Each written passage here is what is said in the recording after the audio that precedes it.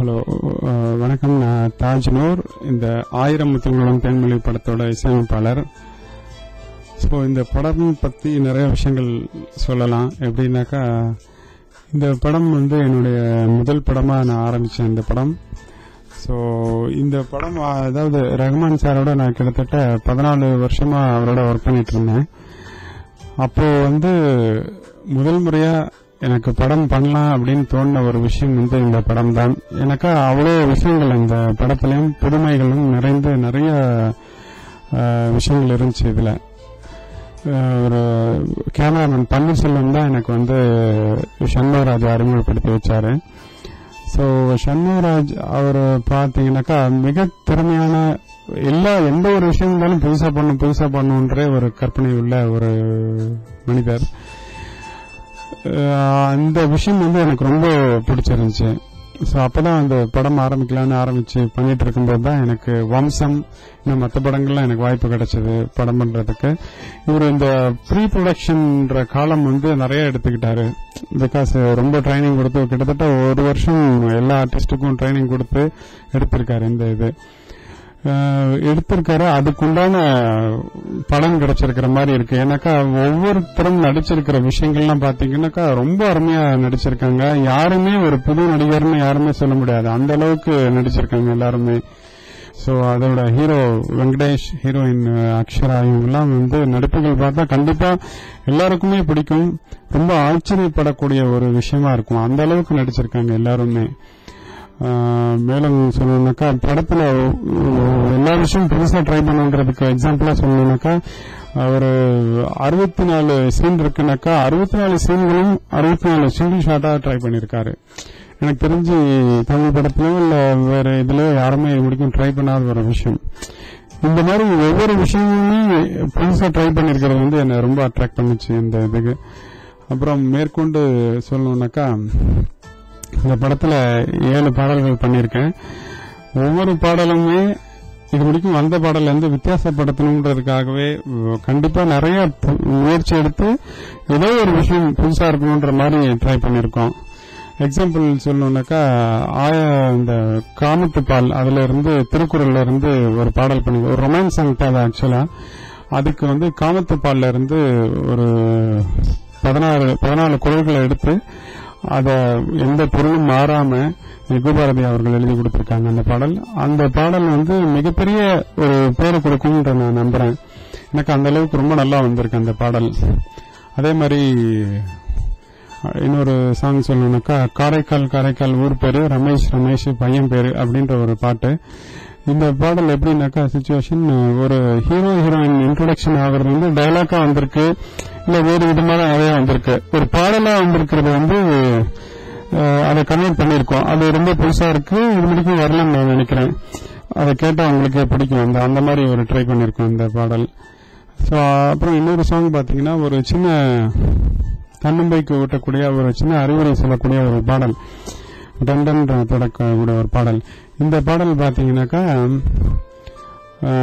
நடுவில் ஒரு விஷயம் சொல்லிட்டே வருவாங்க. அதுல ஒரு சிங்கரா அந்த விஷயத்த வந்து அட்வைஸ் பண்ண நல்லா இருக்காதுன்றதுக்காக ஒரு தலைவர்கள் வந்து சொன்னா எப்படி இருக்கும் அப்படின்ற ஒரு கற்பனையில அதை பண்ணிருக்கோம்.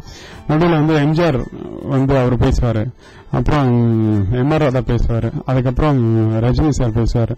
சோ இந்த மாதிரி ஒவ்வொருத்தரும் வந்து சொல்ற மாதிரி இருக்கும். கண்டிப்பா இது எல்லாத்துக்கும் புதுசாகவும் இருக்கும், ரொம்ப பிடிச்சும் இருக்கும்னு நான் நினைக்கிறேன். அதுக்கப்புறம் அந்த ஆர்ஆர் பத்தி சொல்லணும்னாக்கா, ரொம்ப டைம் கிடைச்சது பெரிய பிளஸ் எனக்கு இந்த படம் பண்றதுக்கு. சோ அதனால ஆர்ஆர் வந்து கிட்டத்தட்ட 40 நாளைக்கு மேலேயே ரொம்ப நாள் பண்ணிருக்கேன். இது ஒரு எப்படின்னாக்கா, இந்த படமே ஒரு மியூசிக்கல் ஓரியன்டட் படம். பல விஷயங்கள் வந்து மியூசிக்கா தான் கன்வே பண்ண வேண்டியதா இருக்கு பல விஷயங்களை. சோ அதனால எனக்கும் ஒரு பெரிய ஹோப் மியூசிக் பண்றதுக்கு அந்த மாதிரி இடமும் இருந்தது அந்த இதுல படத்துல. சோ இந்த படம் வந்து கண்டிப்பா எல்லாத்துக்கும் பிடிக்கும். ஆமா, இதுல வந்து ஒரு 4 புது சிங்கர்களை அறிமுகப்படுத்திருக்கேன். ஒருத்தர் வந்து ஹரிஷ் ஐயர் அப்படின்ற ஒரு புது சிங்கர், அதுக்கப்புறம் ராஜலட்சுமின்ற ஒரு புது சிங்கர் இதுல அறிமுகப்படுத்திருக்கேன், ரஹீப் ஆலம் அப்படின்ற ஒருத்தர், அப்புறம் அதே மாதிரி புது கவிஞர்களையும் 2-3 பேர் அறிமுகப்படுத்திருக்கேன் இந்த இதுல. அதுல ஒருத்தர் வந்து சூர்யா அப்படின்னு அவர் பேரு. இவர் வந்து தரங்கம்பாடியில ஒரு ஹோட்டல்ல வேலை செய்யக்கூடிய புரோட்டா மாஸ்டர். அவர்கிட்ட அவ்வளவு பெரிய திறமை. அதாவது எப்படி திறமைனாக்கா, அவர் அனுபவம் வாய்ந்த கவிஞர் எப்படி ஒரு டியூனை கேட்டா உடனே எழுதி தருவாரோ அந்த மாதிரி ஒரு திறமை அவர்கிட்ட இருந்தது அது. சோ அவரு ஒரு நண்பர் மூலமா அவரு கிடைச்சாரு. சோ அவரு ஒரு முக்கியமான பாடல் அதுல எழுதியிருக்காரு. அதை எல்லாரும் கேட்டு ரொம்ப நல்லா இருக்கு அப்படின்னு பாராட்டியிருக்காங்க. சோ அவருக்கும் இந்த பாடல் இந்த படம் மூலமா பெரிய ஒரு வாழ்க்கை கிடைக்கும் நான் நினைக்கிறேன். இந்த படத்துல எல்லாமே புது ஆர்டிஸ்டுங்க. புது ஆர்டிஸ்டுங்களுக்கு ஸ்பெஷலா என்ன, இந்த நார்மலா ஒரு மியூசிக் டைரக்டர் போனா ஒரு எஸ்டாப்ளிஷ்ட் ஆர்டிஸ்டுக்கான அவங்களுக்கு ஏற்ற மாதிரி ஆறாரோ எது இருந்தாலும் சாங்ஸ் இருக்கும். பட் இதுல இருக்கவங்க எல்லாருமே புதுமுகங்கள். அப்படி இருக்கும்போது உங்களோட ஒர்க்மேன்ஷிப் எப்படி இருக்கு? ஓகே, நல்ல விஷயம். அதாவது ஒவ்வொரு இதுல எல்லாருமே புது ஆர்டிஸ்டுங்க எல்லாருமே. அதனால ஒரு இசை கொடுக்கக்கூடிய வந்து ஆட்களை பொறுத்தும் கொடுக்க வேண்டியதா இருக்கு. அது உண்மையான ஒரு விஷயம். அதனால இந்த படத்துல எப்படின்னாக்கா ஆட்கள் இல்ல, லைக் கதை ஓரியன்டா போயிட்டு இருக்கும். அதுல ஆட்கள் பெருசா தெரிய மாட்டாங்க. கதை டைரக்ஷன் மட்டும்தான் பெரிய அளவுல இருக்கும் அந்த இதுல. சோ ஒவ்வொருத்தரும் ஒவ்வொரு கேரக்டரா இருக்கும். சோ அந்த கேரக்டருக்கு தகுந்த மாதிரி தான் இந்த மியூசிக் போயிட்டே இருக்கும் நம்ம பின்னாடி எல்லாமே. கண்டிப்பா இது வந்து இப்போ பெரிய ஹீரோன்னு வச்சுக்கோங்களேன், இந்த ஈஸியா பண்ணிடலாம். ஒரு நல்ல பிரம்மாண்டமான மியூசிக் கொடுத்தா அவர் என்ஹான்ஸ் ஆகிற மாதிரி ஆயிடும். பட் இதுல வந்து கதை அந்த ஃபீல் இருக்குல்ல, அதை நோக்கி போயிட்டு இருக்கறனால அதே கான்சன்ட்ரேட் பண்ணி போயிட்டு இருந்தோம். அந்த இதுல ரொம்ப நல்லா வந்திருக்கு. கண்டிப்பா ஒவ்வொரு ஃபீலையும் ஒரு மியூசிக் சொல்லிட்டே இருக்கும். இதுல ஒரு கிட்டத்தட்ட 14 தீம் பண்ணிருக்கேன் இந்த இதுக்கு. ஒவ்வொரு ஃபீலுக்கும் ஒவ்வொரு தீம் மாதிரி பண்ணிருக்கேன் இந்த இதுல. படத்துல இருக்க சாங்ஸ் வந்து டுவெட் சாங்ஸ் எத்தினி, சோலோ சாங்ஸ் எத்தினி, மாண்டேஜ் எத்தினி. அதுல 3 ரெடி டோட்டலா 7 சாங் இந்த படத்துல. 7ல 3 சாங் வந்து டுவெட் சாங், மீதி 4 சாங் வந்து சோலோ சாங்ஸ். அந்த சோலோ சாங்ஸ்ல 2 ஃபீமேல் சோலோ, 2 மேல் சோலோ, இந்த மாதிரி பண்ணிருக்கோம். சார், இப்போ பெரும்பாலான இசையமைப்பாளர்கள் லிரிசிஸ்ட் இவங்க எல்லாம் பாத்தீங்கன்னா வந்து ஒரு 2 படம் 3 படம் பண்ணும்போது வந்து அவங்க வந்து டீ கடை ஓரமா எங்க இருக்கிறாங்களோ அந்த இடத்துல வந்து உட்காந்து அவங்களுக்கு அந்த கற்பனை திறன் கண்டிப்பா நேச்சுரலா பாக்கறதுனால வருது, ஈஸியா எழுதிடுறாங்க. ஃபியூச்சர்ல போகும்போது அவங்க கேட்டாங்கன்னா நெக்ஸ்ட் ஒரு பேட்டி அதை எடுக்கும் போது வந்து அவங்க சொல்றாங்க, நான் அப்ராட்ல வந்து நான் கம்போஸ் பண்ணேன், இல்லைன்னா வந்து வெளியூர்ல ஏதோ ஒரு ஹில் ஸ்டேஷன் எங்க கம்போஸ் பண்ணேன். அதுக்கான ரீசன் தான் sir. As a music director உங்களுக்கு அந்த மாதிரி எல்லாம் எதனா இருக்கா, இல்ல நீங்க எங்க வேணாலும் உட்காந்து நீங்க கம்போஸ் பண்ண அளவுக்கு? ஒரு நல்ல ஒரு கேள்வி இது. எப்படின்னாக்கா, ஆஸ் ஏ கிரியேட்டர் இது எல்லாருக்குமே ஒரு வந்து புதுசா ஒரு கிரியேட் பண்ணக்கூடிய ஒரு விஷயம். இந்த பாடலும் சரி, எழுதுறதும் சரி, இசையமைக்கிறதும் சரி, இத வந்து எங்க வேணாலும் பண்ணலாம். அதுதான் உண்மை. எந்த நம்ம ஸ்டுடியோலும் பண்ணலாம், அங்கேயும் பண்ணலாம், எப்படி வேணா பண்ணலாம். அது டிபெண்ட்ஸ் எல்லாத்தோட மனது பிளஸ் ப்ரொடியூசரோட அவரோட ஸ்ட்ரென்த் எல்லாம் அதை பொறுத்தும் இருக்கு இந்த எப்படி பண்ணலான்றது. அதாவது வெளியே போய் பண்ணலாம் அப்படின்னு அந்த விஷயம் பாத்தீங்கன்னாக்கா கண்டிப்பா அதுல ஒன்றும் நெகட்டிவ் இல்லை. அது வேணும்ன்றதுக்காக போறதில்ல யாருமே. ஒரு ஹில் ஸ்டேஷன் போறோம்னு வச்சுக்கோங்களேன், அங்க ஒரு மணல் ஆஸ் எ கிரியேட்டர் நானே போனோம்னாக்கா இங்க சூழ்நிலை இப்போ நான் இப்படியே பார்த்த இடம் இப்படியே இருக்கு. அவர் ஒரு விஷயம் சொல்றாரு எனக்கு, அது நான் மைண்ட்ல எடுத்துக்கிட்டு நான் ஒரு இதை சாங் கம்போஸ் பண்றேன், ஒரு டியூன் கம்போஸ் பண்றேன்னாக்கா அந்த வர விஷயமும் இதே ஒரு ஹில் ஸ்டேஷன்ல போய் உட்காரும் போது எல்லாமே மைண்ட் எல்லாம் ஃப்ரீ ஆகி அது வேறு ஒரு இதுலதான் இருக்கும். இங்க பண்றதோட ஒரு அட்லீஸ்ட் மினிமம் ஒரு 20-30% அதோட கிரியேட்டிவ் அளவு அதிகமா தான் இருக்கும். பட் இது பல சூழ்நிலைகள்னால போக வாய்ப்பு கிடைக்கிறது இல்ல. பட் போனால் அதுல தப்பு இல்லை. கண்டிப்பா you will get the best thing தான். அதுதான் என்னோட கருத்து. இசையமைப்பாளர் அடுத்த படம் என்ன சார்? என்னுடைய அடுத்த படங்கள் இப்போ இந்த 1000 முத்தங்கள் தென்மொழி இப்போ நெக்ஸ்ட் ரிலீஸ் அதுதான். அதுக்கப்புறம் ஓம் அப்படின்ற ஒரு படம் Arjun and Ilangannan direction, Sakthi Chidambaram production, அதுல ஒரு படம் போயிட்டு இருக்கு இப்போ. அதுக்கப்புறம் மல்லுக்கட்டு அப்படின்ற ஒரு படம், இந்த படம் இப்போ வெகு விரைவில் அதுவும் ரிலீஸ் ஆக போகுது. அது எல்லாமே முடிஞ்சது வேலைகள். இந்த படம் வந்து தனுஷ் அவரோட கசின் தான் ஹீரோவா நடிச்சிருக்காரு, கண்ணன் அப்படின்னு அவரு. அதுக்கப்புறம் கலியுகம் அப்படின்ற ஒரு படம். இவர் வந்து சசியோட அசிஸ்டன்ட் யுவராஜ் என்ற ஒருத்தர், அவரு டைரக்ட் பண்ணியிருக்காரு. இந்த படம் நல்ல ஒரு மாடர்னான ஒரு நல்ல கிரியேட்டிவான ஒரு டைரக்டர், ரொம்ப நல்லா வந்திருக்கு அந்த இது. மல்லுக்கட்டும் ஒரு ஃபோக் இது. ஸோ அந்த டைரக்டர் முருகானந்தமும் ரொம்ப நல்லா பண்ணியிருக்காரு. அதாவது எப்படின்னா நகைச்சுவை, அது பயங்கரமான ஒரு காமெடியான சப்ஜெக்ட் அந்த படம். ரொம்ப என்னோட இதுல மியூசிக் ஆர்ஆர்ல வந்து அதுவும் ஒரு டிஃப்ரெண்டான ஆர்ஆரா இருக்கும், எல்லாத்துக்கும் பிடிச்சிருக்கும்னு நினைக்கிறேன். இசையமைப்பாளர் தாஜ்நூர் திரைப்படங்களுக்கு இசையமைச்சிருக்கீங்க.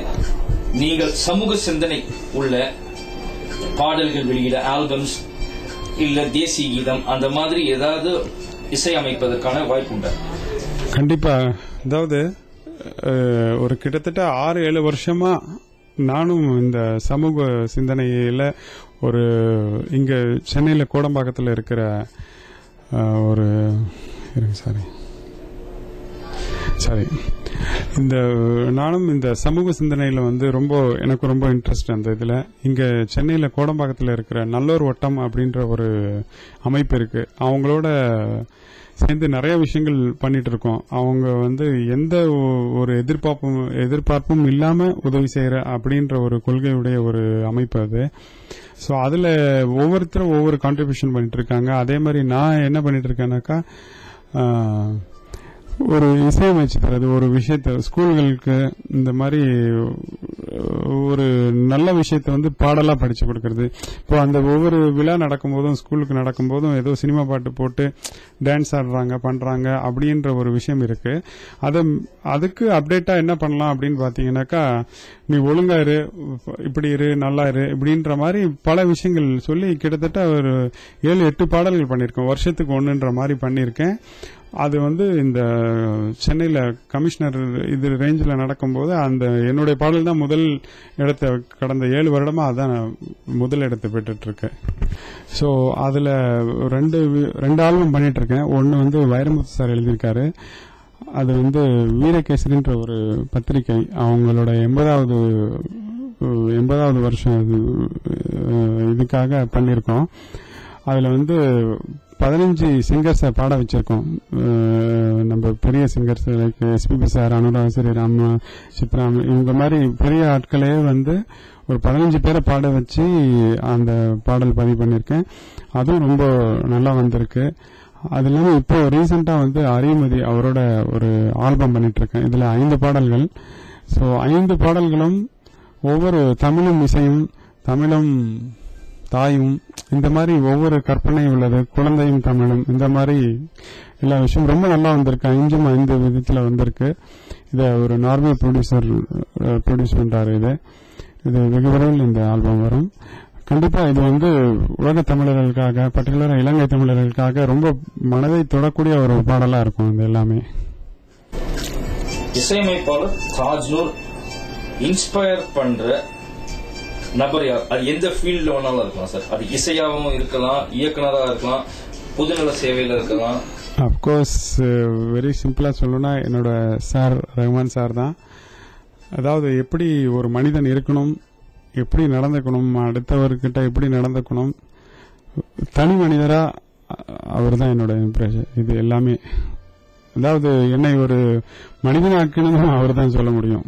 அந்த அளவுக்கு நான் ஒரு சேலத்துல படிச்சு வந்து பல விஷயம் ஒரு ஜாலியா சுத்திக்கிட்டு இருந்த ஒரு ஸ்டூடெண்ட்னா, இங்க அவரோட சேர்ந்து கிட்டத்தட்ட 14 வருஷம் அவர்கிட்ட இருந்த நல்ல விஷயங்கள் எல்லாம் தெரிஞ்சுக்கிட்டு ஒரு இசையமைப்பாளர் ஆகிறதுக்கு அவர் தான் முக்கிய காரணம். இந்த 14 வருடங்கள் நான் கத்துக்கிட்ட ஒரு விஷயம். ஸோ அவரு தான் எனக்கு எல்லாமே. உங்களோட 2 படம் இது வரைக்கும் வெளிவந்திருக்கு சார். இந்த 2 படத்தோட இசை பாடல்ல இது வரைக்கும் ஏஆர் ரஹ்மான் சார் ஏதாவது சொல்லியிருக்காரு? ஆமா, என்னோட முதல் பாடல் வம்சம்ல அந்த மருதாணி போல அந்த பாட்டை கேட்டு ரொம்ப நல்லா இருக்குன்னு என்ன பாராட்டியிருக்காரு.